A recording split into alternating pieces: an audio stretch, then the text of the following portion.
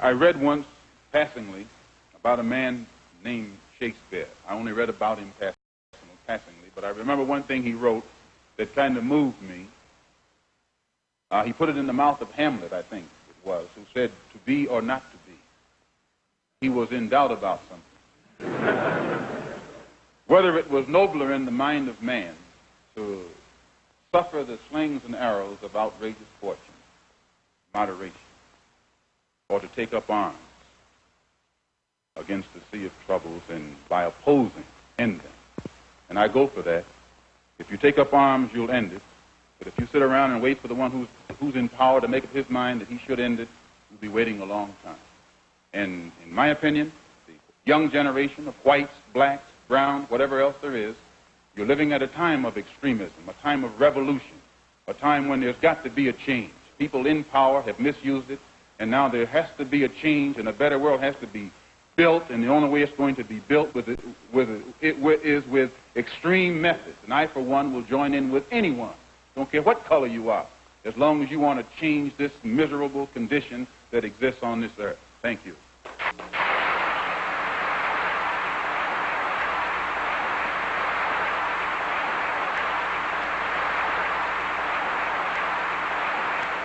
Advice, you know, one of those playing around with the Welcome question to the Gilchrist in terms of experience. extremism. You know. Anyway, we have our guest today, Rick Boyd, and we're talking about different references to this item of Malcolm at Oxford. This is Black History Month on the Gilchrist experience, and we have author, editor, historian. What else can we call you? My brother? Yeah, partner in crime.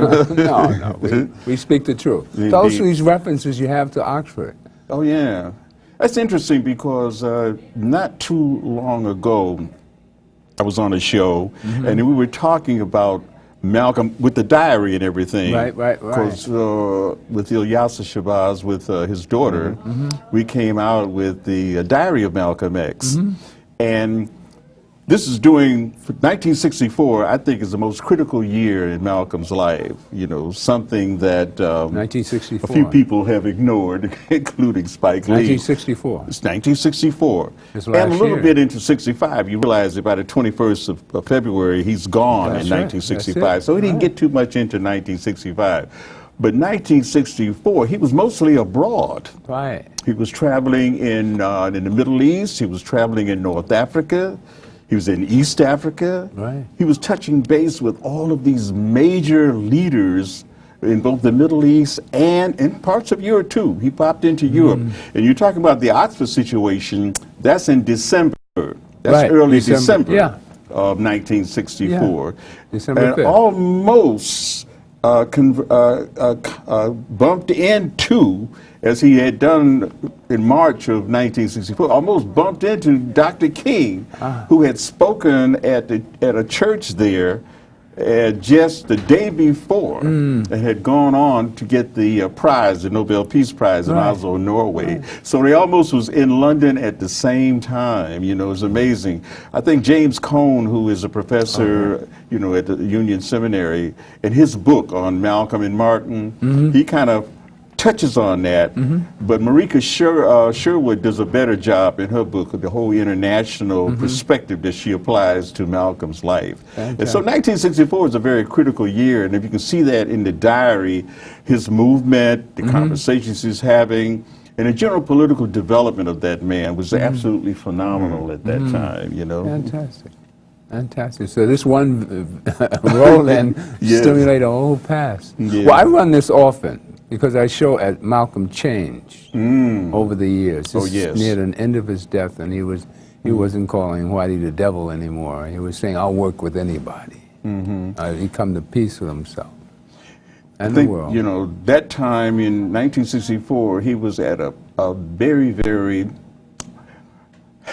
I mean, he was at a plateau that he was just beginning to. He understood that he was a very important person.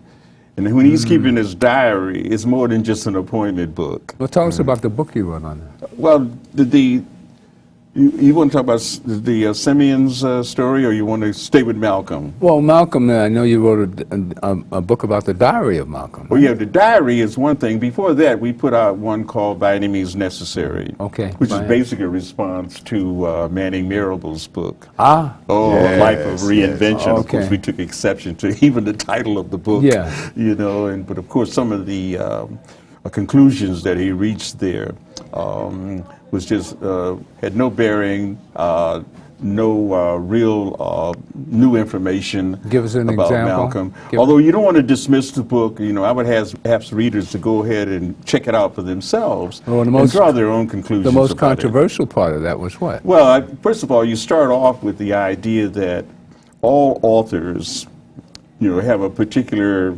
Slant. template and perspective and analysis, you know. And so you start off with some kind of premise. What are you trying to do? Are you trying to elevate the man? Is this a hagiography in terms of a praise thing without any critical analysis? So you have to begin to understand where the biographer is coming from when dealing with the subject. And you have to understand that I met Manning Marable. I was teaching at the University of Iowa back in 1983. He was at FIS at that point, running the Race Institute down there.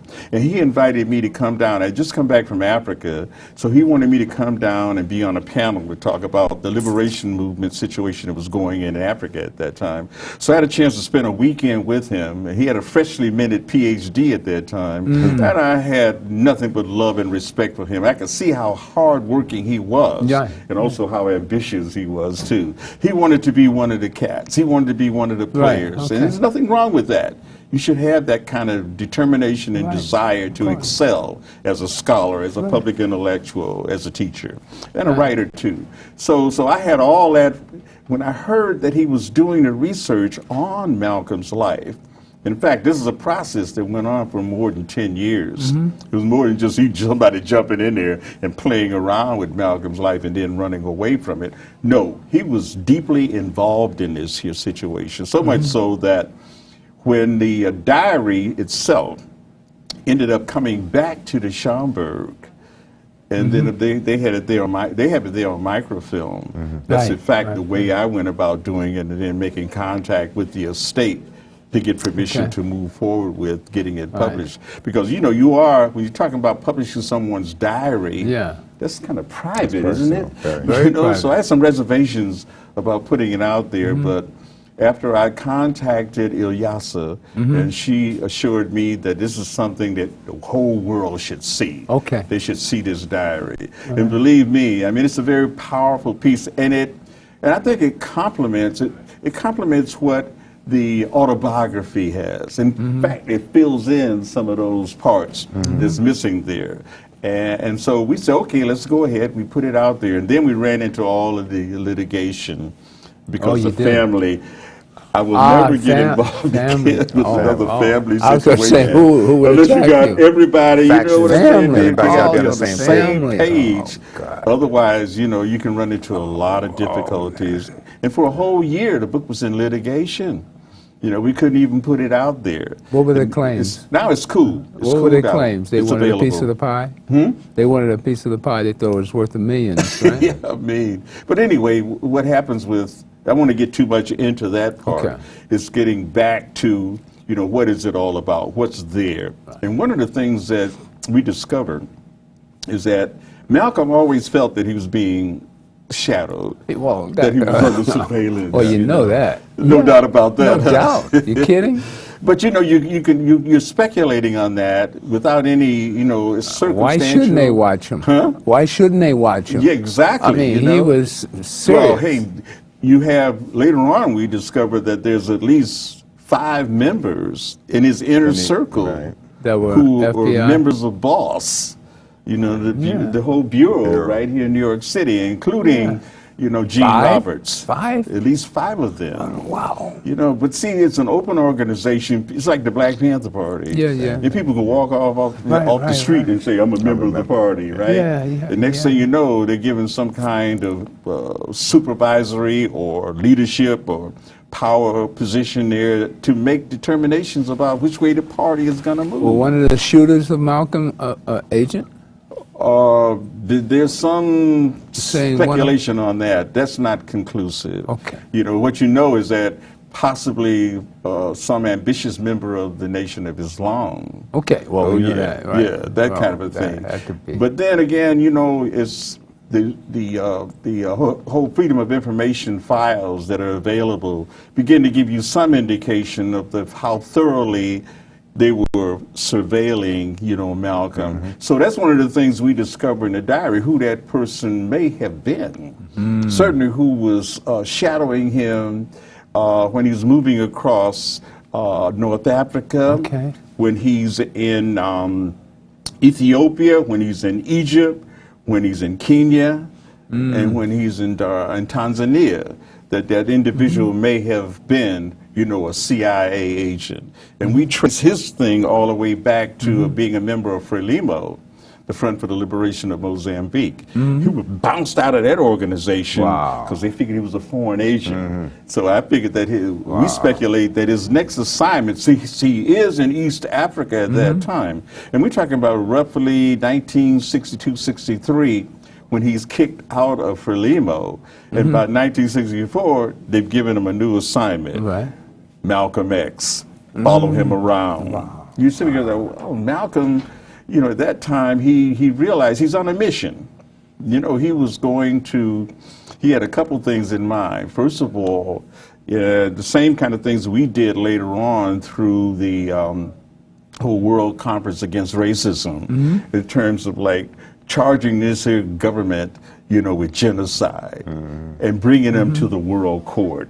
So he had that particular mission in mind. And of course, when you have that concern, you can imagine, the State Department, doing everything they can to undermine, to usurp, to block any possibility of you unifying, with any kind of militant radical government or individuals outside. So they saw him as moving in a very, very constructive way and solidifying his contacts and relationship with these various presidents and leaders from Kwame Nkrumah to Nasser to Julius Nyerere to Milton Obote to Tom Mboya. He contacted and sat down with all of these individuals, to say nothing of Prince Faisal, of Saudi Arabia, who kind of extended to him, gave him matter of fact, he gave him the suite at the hotel, the Hilton Hotel in Egypt, in Cairo, is yours. So and put at his disposal all kind of jealousy transportation. Will kill a man. I mean, so that shows you how powerful he was moving. So we have a lot of people jealous of him. Very much concerned. Looking at the history of Africa from the mid-50s up into the 60s, when nations were regaining, and I say regaining, their independence because they were independent states before the Europeans went in there. No doubt. And Patrice Lumumba, Kwame Nkrumah, the efforts that they had in bringing Africa together. We know Lumumba is dead by that time, but here comes another guy, here comes Malcolm. And he's talking, just as you said, bringing these members together to coalesce long before the European Union, the thought of it. So, Organization of African States and African Unity, the idea that these states were now getting their independence, and here you have a guy trying to bring them together to form a serious bloc economically as well as politically and socially.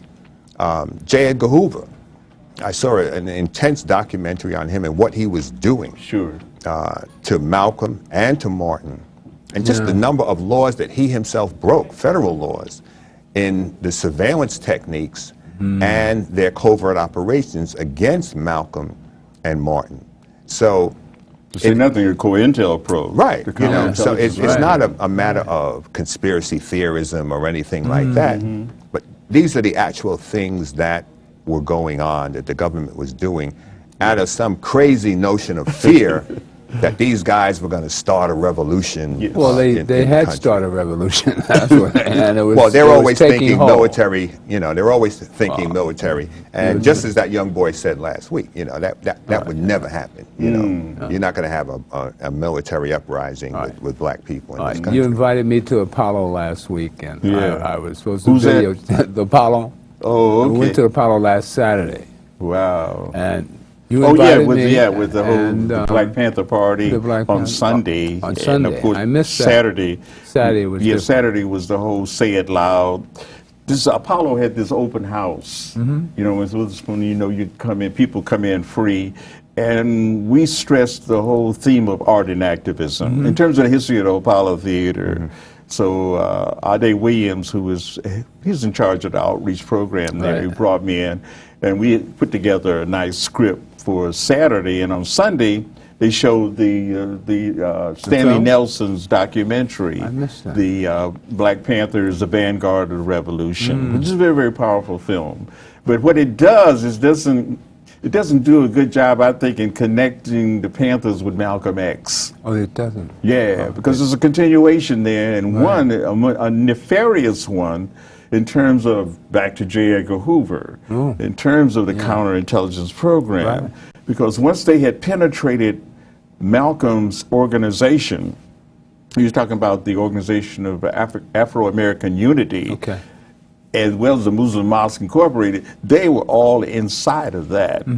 I interviewed Gene Roberts, who was one who was kind of one of the chief so-called bodyguards. Ah, yeah, I remember him. Oh yeah, when Malcolm was shot down, he was. Yeah. You see this classic photo of this man bent over Malcolm, giving him mouth-to-mouth resuscitation. That's Gene Roberts. That's the one I thought was the shooter. Yeah. I thought he was one of the shooters. Yeah, right. And the woman there, of course, is Yuri. You know, Okay. she's there along with Betty on one side. But that's Gene Roberts, who's trying to so-called revive Malcolm at that Okay. point. I interviewed him, and he said that. I asked him. I said, "What role did you think that the law enforcement agency had into extermination, the assassination of Malcolm?" course. He said that we knew everything Malcolm was doing. Of course. He meant more to us alive than dead. Is that right? So it penetrated the organization to the Is extent. that right? Oh yeah, they knew exactly everything that he was doing. So it had nothing to do they're with right there. They're his bodyguards. All right. And everything. They know his next move. They know the phone calls he's making. He knows the contacts that are being done. All of that was being transferred right back to headquarters. You know, so they had at least 4 or 5 of them who were very, very in the inner circle at that time. So you So say- anyway, you know, you have that situation, and the same Gene Roberts, who had penetrated Malcolm's organization, end up then being an undercover agent that penetrates the Black Panther Party. Oh, that's interesting. That's interesting. That would have been a very interesting Oh, connection to yeah. make if you're putting together, you know, a documentary yeah. to show how the kind of very subtle, nuanced, and nefarious ways in yeah. which these law enforcement agencies get inside of organizations. Don't The forget whole- Garvey. This kind of infiltration Marcus Garvey that goes went through the on. You same know thing. exactly what's going all the way back to Marcus Garvey. Well, let's show a roll-in of from the Apollo. I know you enjoyed this one. It's a treat from, what was it, Billie Holiday? Sure. Run the next roll-in. We'll be right back at you.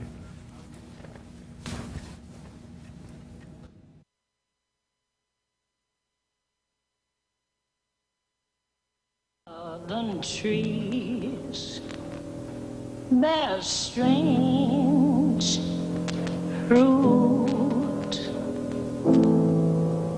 blood on the leaves and blood at the root, black bodies swinging in the southern breeze. Strange fruit hanging from the poplar trees.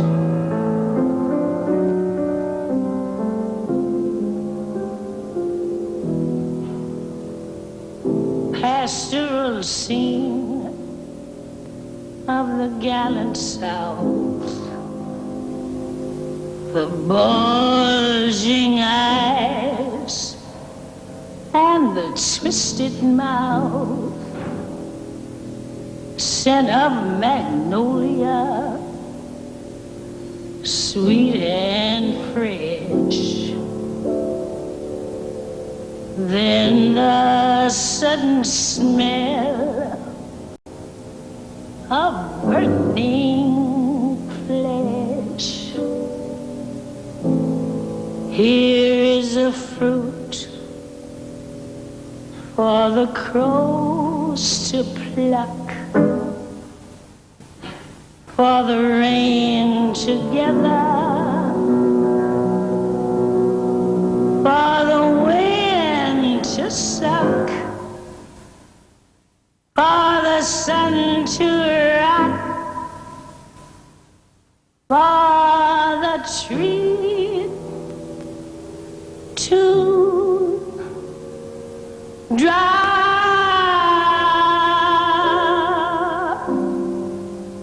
Here is a strange and bitter cry.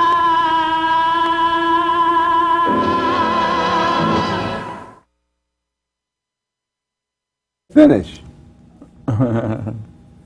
Oh, yes.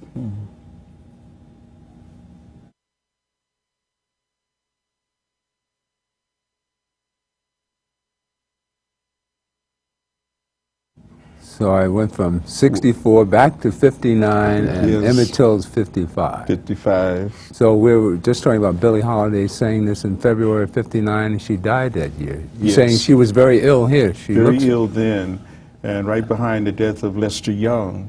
Who okay. she was very closely associated musically and emotionally and a very intimately personal relationship that they had. She always figured that Louis Armstrong and Lester Young, she patterned her whole sound after their particular sound. And yeah, Billie she didn't write that song. A lot of people thought that she didn't write that. But her interpretation, you know, Yeah. Very she good. made a claim on it like nobody's business, you know. But she, you know, God Bless the Child, you Right, know, that's is the song, right. more of that and Good Morning Heartache, so some of the Good Morning, songs that, of yeah, course, she right. helped in the composition of, but not this one. And of course, you're absolutely right, though, Winston, in terms of like making the connection there from the whole lynching thing, because many people feel that Emmett Till was lynched too. Oh, yeah, definitely. Although not strung up, you know, in, Never in didn't. a very literal sense of the word. We no. see the shot of his body. Exactly. Then that image, Figurement. oh my goodness. They And you know, they crushed his I was skull. 14 at the time. I was When in did Till's how age. were you when you saw it? First? 14. That's I was 15 years 55. old when I saw it, man. That's know- what my mother told me. I saw the photo in it was in Jet magazine. Yeah. Yeah, and so my mother said, that's one of the reasons I got you out of Alabama. She had seen a whole lot of those things, you know, growing up in the South. So she was determined that her children were not going to be there. And that's when she had a break with my father, because my father was determined to stay there. Yeah. His thing was like, hey, You can't I'm a run me farmer. out. I ain't going nowhere. That's right. He and owned so land. they had some differences in He terms owned of land? just, yeah. Yeah, well, how you gonna run Let's your... go. So I was raised in Detroit.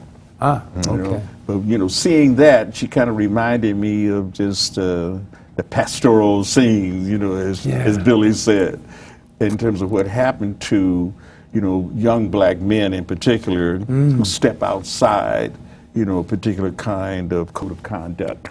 You know, this is the way you Do you have remember Alabama? Yeah, sure. I left when I was 4. Oh, 4. You know, but you know, since then, over the years, you know, the You've been research. back? I just finished a book on Black Detroit, Okay. and in doing the early parts of it, I had to take myself back to the Alabama period, mostly through my mother's eyes. Okay. You know, let her, you know, begin to talk about what that experience Yeah. was, coming of age, you know, in Tuskegee, Alabama. Oh. right outside of Tuskegee, a place called Cotton Valley.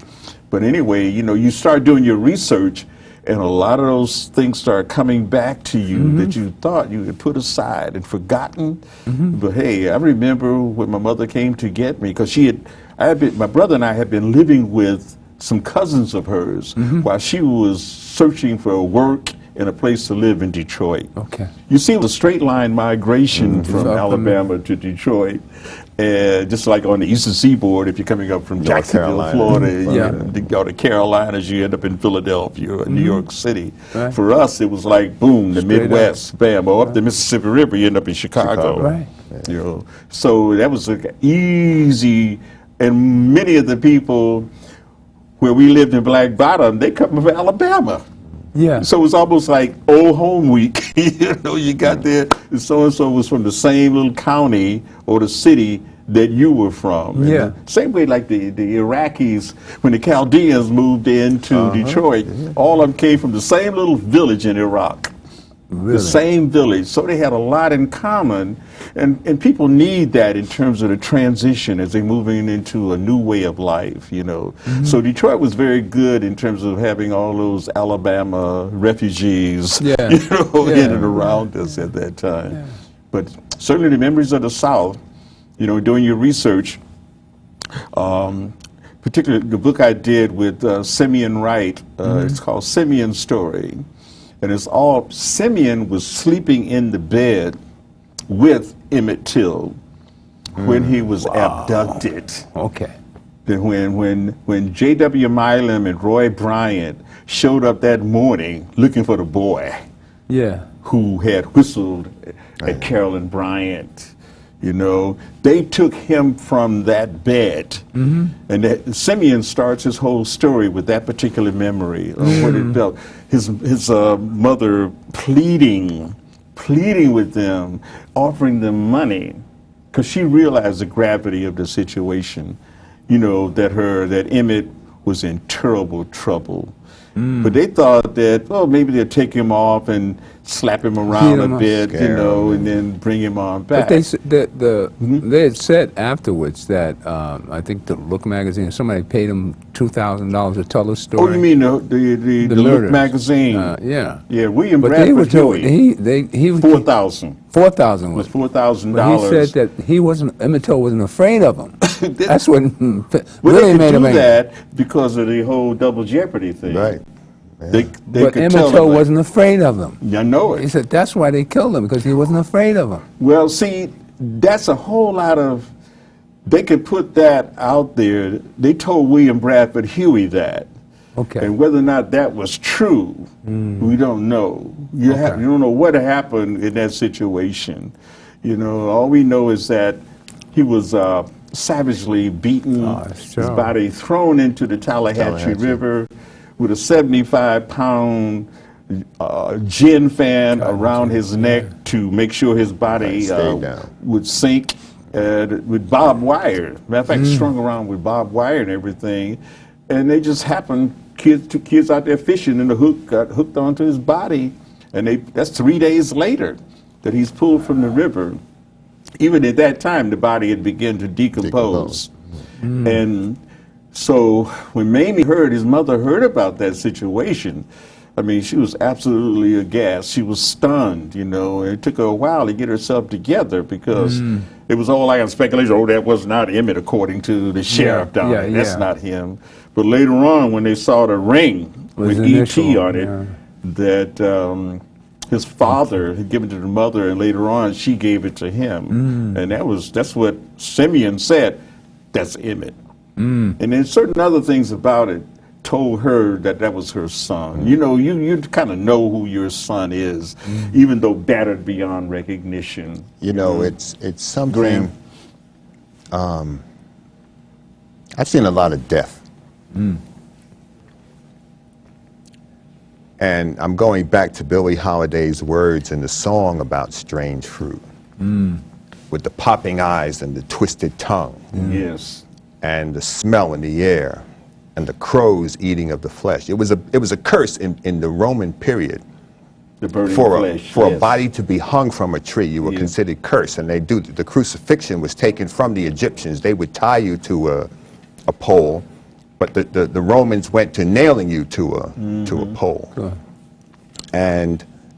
But it says in Scripture, it is a curse to be hanged from a tree. And looking back to those days, you have to consider, and even recently, we've had people hung in the South, Yeah. allegedly suicides, and as recently as last year, allegedly. Exactly. Susan But Bryant. what a body goes through strangulation, when the ligature compresses around the neck, blood vessels rupture in the eyes, nervous, the twitching, and the twisting of the body that goes on while the person is just trying to get not only air, but the central nervous system is affected. Because when they hang you, that's a jolt to the spinal column. Right?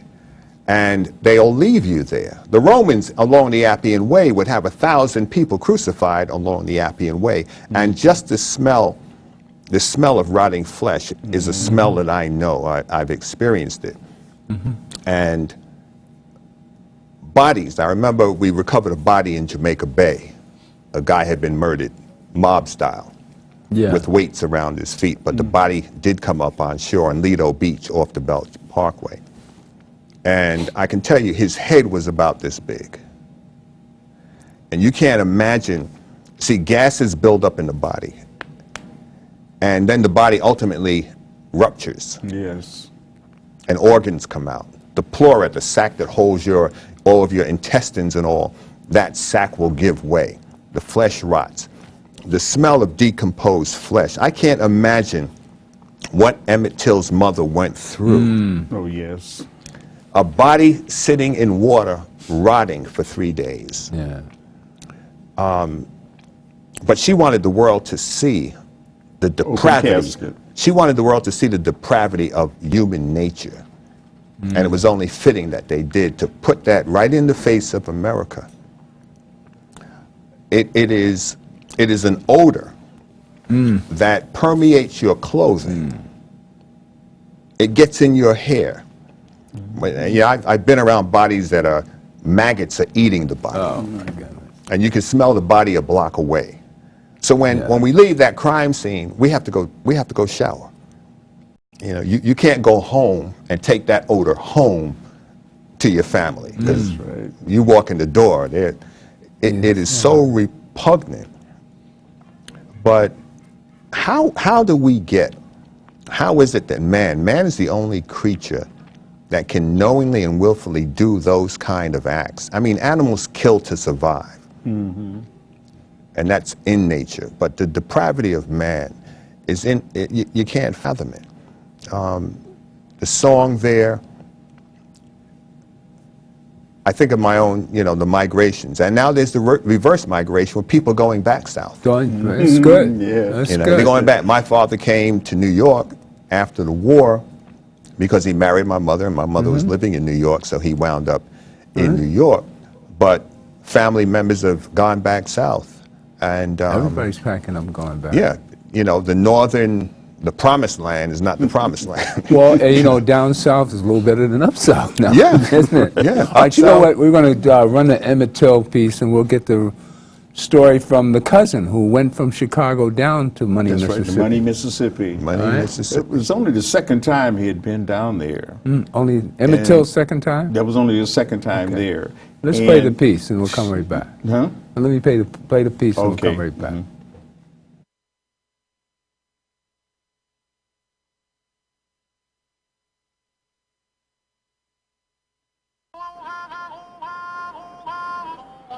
On August 21st, 1955, two teenagers from Chicago boarded a train and traveled south to visit family in Mississippi. We was going down there to pick some cotton because I never picked any cotton before. And I was looking forward to do that because I had told my mother that I could pick 200 pounds. And she told me I couldn't, So we was going down there to look for a good time, For more than a year, racial tensions in the South had been higher than usual. since the Supreme Court ruled in Brown versus Board of Education that segregated schools were unconstitutional.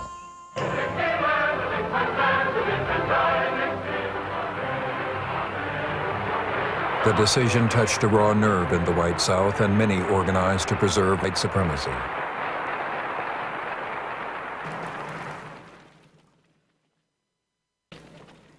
For years, groups like the Ku Klux Klan practiced terrorism. Despite national black protests, public murders of blacks were common, and the mobs who committed them went unpunished. In the previous 70 years, there had been more than 500 documented lynchings in Mississippi alone. Coming from Chicago, Curtis Jones and his cousin Emmett Till had little sense of the world they were entering when they arrived in Money, Mississippi. Emmett Till was, at the time, he was 14 years old. Had just graduated out of grammar school. He had some picture of some white kids that he had graduated from. That was, female and male. So he told the boys down there, hey, you got around this store? This must have been around about maybe 10 to 12, youngsters around there, that the girls was his girlfriend, So one of the local boys said, hey, there's a girl in that store there, so I bet you want to go in there and talk to her, So he went in there to, get some candy. So when he was leaving out the store, after buying the candy, he told us, say, bye, baby. And the next thing I knew, one of the boys came up to me and say, man, you got a crazy cousin. He just went in there and said bye to that white woman. And that's when this man I was playing checker with, this older man, I guess he must have been around about 60 or 70, he jumped straight up and said, boy, say, y'all about to get out of here, say, that lady come out of that store and blow y'all brains off.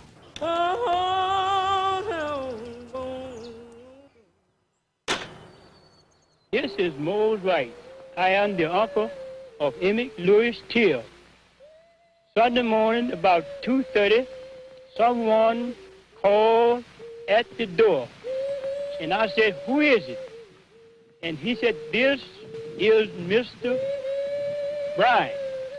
I want to talk with you and the boy. And when I opened the door, there was a man standing with a pistol in one hand and a flashlight in the other hand. And he asked me, did I have two boys there from Chicago? I told him I have. And he said, I want the boy that done all that talk. They marched him to the car, and they asked someone there, was this is the right boy? And the answer was, yes. And they drove toward Money. 4 days later, Emmett Till's body was found in the Tallahatchie River. The body was so badly damaged that we couldn't hardly just tell who he was, but he happened to have on a ring with his initials, and that cleared it up.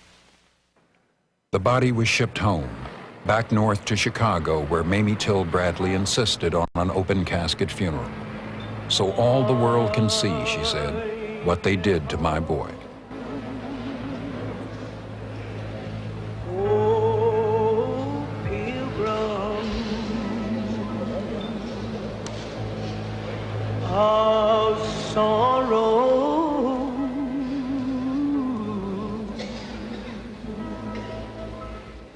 and I'm left in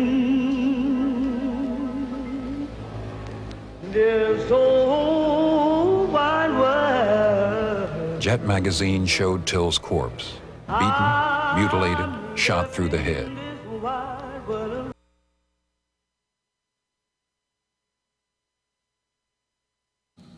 They always cut it off at the at another shot there.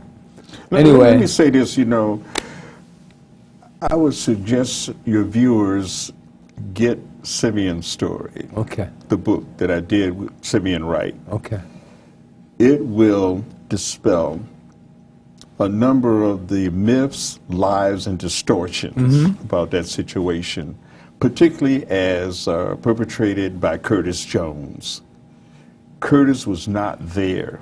He was not an eyewitness to any of those things. But he came down from Chicago with him. Yeah, I mean, but he, in terms of what's happening in Money, Mississippi, Okay. because Wheeler Parker is the one, is really the nephew of Simeon Wright, Okay. who was with him at the time. Simeon went into the store with Emmett. Okay. He was there to tell Emmett and bring him back, and so he can say exactly what he said. He never said bye, baby. He never said bye, baby? No. He did, in fact, whistle at her. Right. He did whistle. He did a wolf whistle at Carolyn. When she came out of the store, she went to the car, opened up the glove compartment to get the gun. That's when they jumped in the car and took off. And they went down the road and they saw a car coming behind them. So they pulled over to the side of the road, and it was 5 of them. The other 4 jumped out the car and ran across the patch of land. Simeon went down in the back seat and hid. When finally the car kept going, then he came up and all of them came back, because they were so fearful that they were being pursued by this car. But the car went on down the road. It was just happened to be going down the road at that time. So it's a number of things that even Mose Wright, Emmett's uncle, they said during the trial, he said, "Thar he." Yeah. When really he said, "There he is." So in other words, they took this whole notion and they kind of stigmatized him and saying, "Oh, this is just a backwards Yeah, he can't use proper country, English. boy. What is he, pitiful English, and that was not true, because Mose Wright was very articulate. He was what you call a circuit preacher. One of the C.C. Riders, who go around and preach at different churches and everything. So he was highly articulate. We dispelled a number of those distortions, lies, and misconceptions about that whole incident. Okay. Simeon does a wonderful job of dealing with all of those things. And the questions raised about, for example, to what extent did Mamie inculcate in her son how to conduct himself in the South? Yeah. He was talking about she didn't do a job on that. She did. She told him, she instructed him thoroughly Say yes, on how sir. to behave No, sir. down there. Yeah. You have to understand that Emmett was a wild child. Yeah. That's what Simeon discloses in the book very well. Well, they even whistle. Oh, yeah, to even whistle. I mean, it was a certain kind of attitude that he had coming from Chicago. Yeah. Hey, boom, I'm bad, boom, boom, boom. Y'all cowards, y'all laid back. Yeah. I ain't afraid of these folks. So there may have been a consistency there when Bryant and Milam tell William Bradford Huey in Luke Magazine about his behavior. He kind of like defied them. Yeah. And so how dare you defy us? Yeah. But the whole, in terms of the bullet hole, a lot of she mainly describes that as well as anyone. She did a book, her own biography or autobiography that she did with one of the Christopher Benson reporter out of Chicago. And the Death of Innocence is the title of her book. Okay. But you get that book combined with Simeon's story, and there's going to be some conflict there, because you have to understand, even she said about Emmett that Emmett whistled as a result of being a stutterer.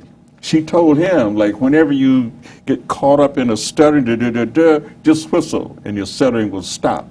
However, Simeon said he did not stutter. Whistle. He was not stuttering when he whistled at Carolyn Bryant.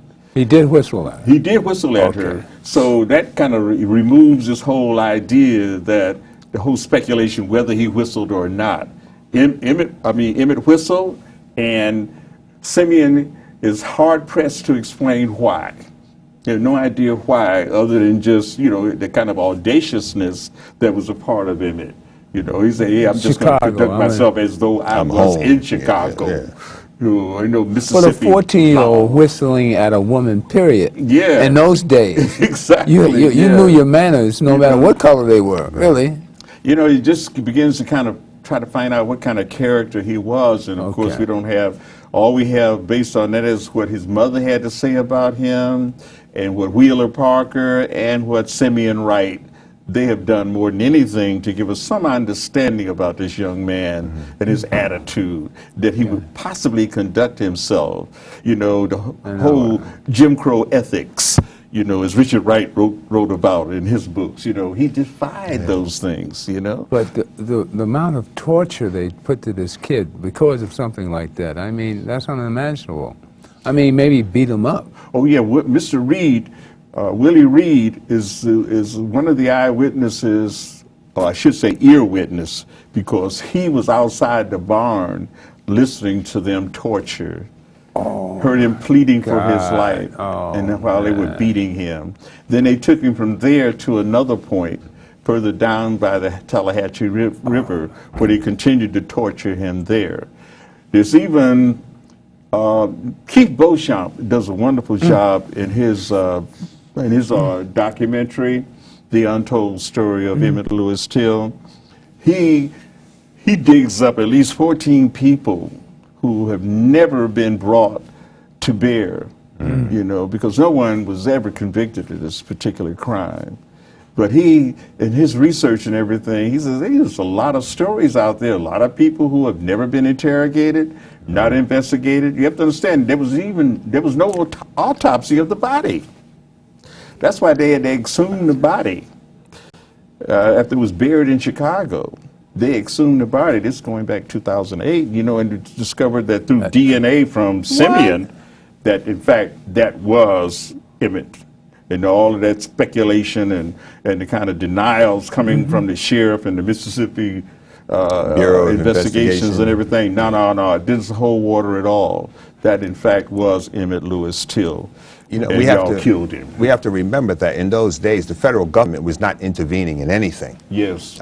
During the mass lynchings that were going on in the South, even in the 40s, FDR was confronted by his wife about the lynchings, and he tore into her, "Don't you ever question me about the lynchings in public again." Right. So FDR didn't care about the lynchings of black people back in the 40s. So come forward 10 years after his death and Emmett is killed, there was no agency to seek help from in the South because the federal government never intervened.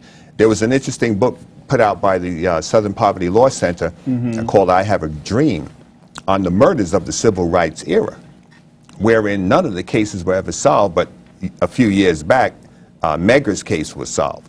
Yes. But there are literally hundreds of people who were murdered, and there was no investigation. Cold cases for days. It's almost like Charles Hines and some of the stuff that he did in Brooklyn, where people wound up dead, and no grand jury investigation, nothing. It all moves forward. It's a continuation of a cycle. And but the people had no one to go to in those days. When the sheriff or Georgia Bureau of Investigation said it's X, it was X. That was the extent of it. Eisenhower at that point was not taking any steps to intervene in any way with regard to those murders that were going on in the South. It's kind of ironic you mentioned Eisenhower because at the time when all this was going on, he was extremely ill. Is that right? He used that. He copped a plea on that one. I was incapacitated, as a kind of a cover for his inability or lack or inadequate action. But he could play golf. He was a good golf player. Man. Yes, he could play golf. He did that regularly. Well, he finally did step up to the plate though by 1957. With the whole, Little Rock situation. Yeah, right. In terms of sending in the federal troops in there, dealing with the whole integration of Little Rock Central High School. Tell me how this affected you when you saw that. All of this? Yeah. And when you saw the centerfold of jet, of course we didn't have all this information. And you saw this, I was in New York and I was 14 at the same time.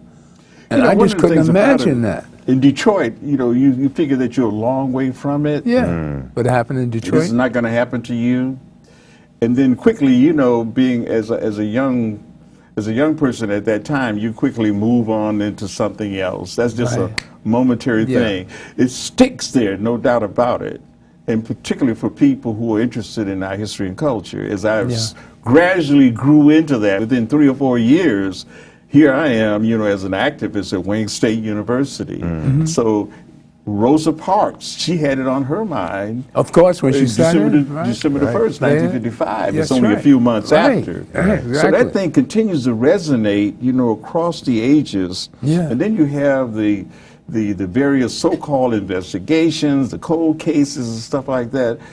Keith Beauchamp has done a remarkable job of digging into some of these old cold cases, because you have to understand that there were two incidents, two killings of black men in that region of the country before Emmett Till. Oh, really? Yeah, Okay. Reverend George Lee and Lamar Smith. Okay. Lamar Smith was passing out registration forms at the county courthouse when the Klan drove up and blew him away.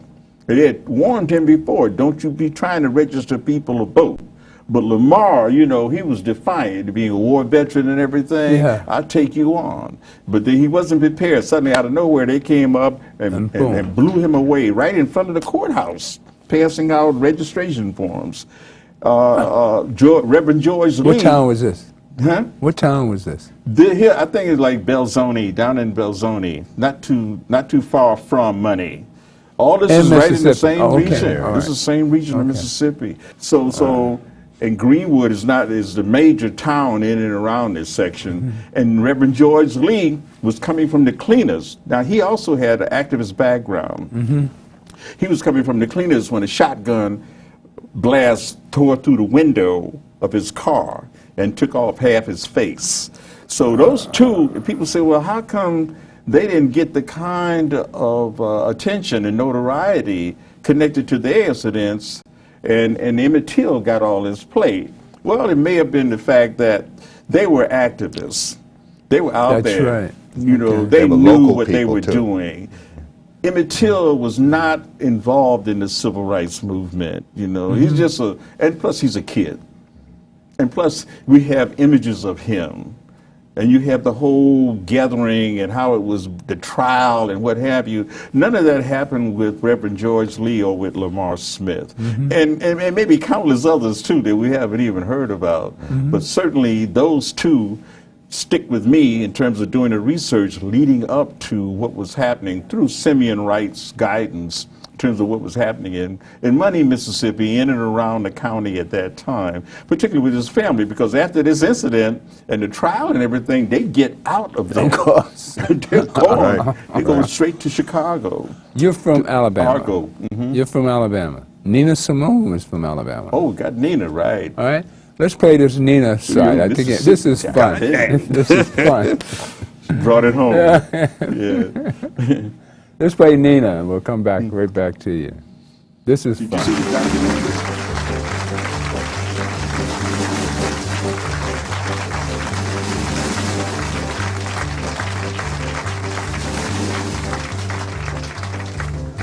Gone home now. Gone home now. Going home now. Alabama's got me so upset. Tennessee made me lose my rest. Everybody knows about Mississippi. Gone down. Alabama's got me so upset.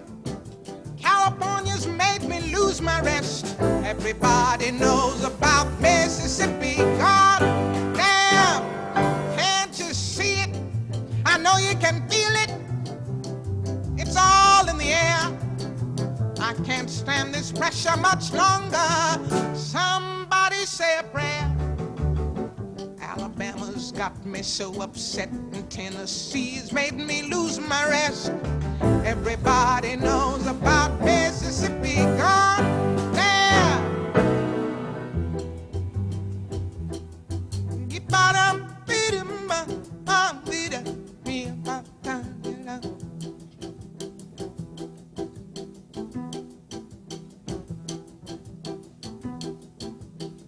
Hound dogs on my trail, school children sitting in jail. Black cat crossed my path. I think every day's gonna be my last. Lord, have mercy on this land of mine.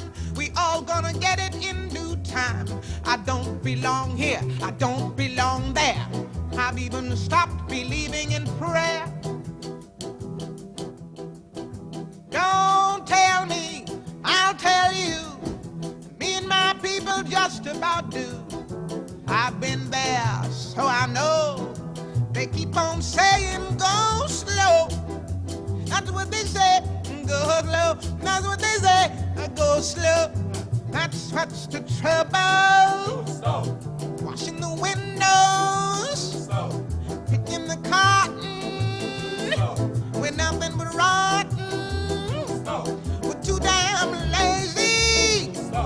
Our thinking's crazy. Where am I going? What am I doing? I don't know. I don't know. Just try to do your very best. Stand up, be counted with all the rest. Everybody knows about Mississippi. Gone down. Just Right. absolutely classic, you know. You see that was recorded in Holland. Yeah. She had to go to Europe To protest. in order to, I mean, it Right. happens so often with African American entertainers and performers, Yeah. and actors and what have you. They have to kind of find an audience outside of the United That's States right. at a particular level. Of course, she ends up dying in France in, 2003? Something like that, Something yeah. like that, right? Yeah. Just a remarkable, and always a poignant music that she brought. It came to my attention again recently, a documentary on her life, what happened to Nina Simone. Yeah. That you can see it on Netflix. I know Okay. they were showing Yeah. it on Netflix. Yeah. That's where I saw Okay. it. It was also in the theaters for a hot minute. Okay. I certainly would recommend that to your viewers, you know, to check it out and see, you know, the kind of power of her performances and the kind of insight and integrity, you know, very profound understanding of our situation in this country, and then how to take that experience and transmute it into this artistic expression. I mean, she was just wonderful in doing that, you know. I Thanks had for to- sharing that moment. you No, know. that was great. I enjoyed all of those. I had the You pleasure see, of we went meeting from her. 64 December with Malcolm, and we wound up in There you are. 65 with Nina Simone, traveling can see through the our black connections history. there, can't Black you? history. Oh yeah. Yeah. She was Nice. very bold. You know, she unapologetic. You know, she brought it straight, I knew direct. you right at you. I saw her tell an audience once, some people were talking, and she Wait a said, minute. nobody came here to hear you, and she walked off the stage. She said, when you all finish talking, I'll be back. You dig it? You know, and I had the pleasure of meeting her at Nikki Giovanni's 30th birthday party. It was a celebration at Canaan Baptist with Wyatt T. Walker. And I was awestruck, you know, when she autographed an album. She and Ellis Hazlip and Nikki Giovanni. But 37. wonderful, tough lady. Right. But so many of our people had to leave their homeland to go somewhere else. To go somewhere just to live else. and make a Herb, living. it's a pleasure having you today. You have to come more often. Oh, it's Maybe a pleasure we'll come always, back man. You once know, a month or anytime you something. call, I All right, come. all right. Thank you, Winston. All right. Thank you for coming to the Gilchrist Experience again. The God in me loves the God in you. Stay tuned for more Black history and poignant moments in our past where what we've learned from. And amen for President Obama. Carry on, sir. God bless. Straight ahead.